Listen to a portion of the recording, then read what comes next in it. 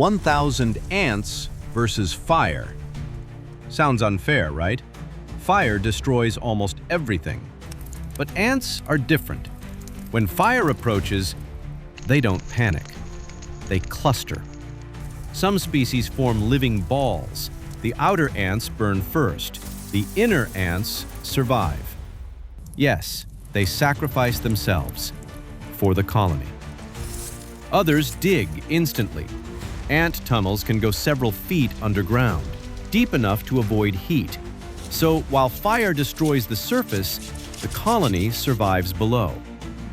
Because ants don't survive as individuals. They survive as a system.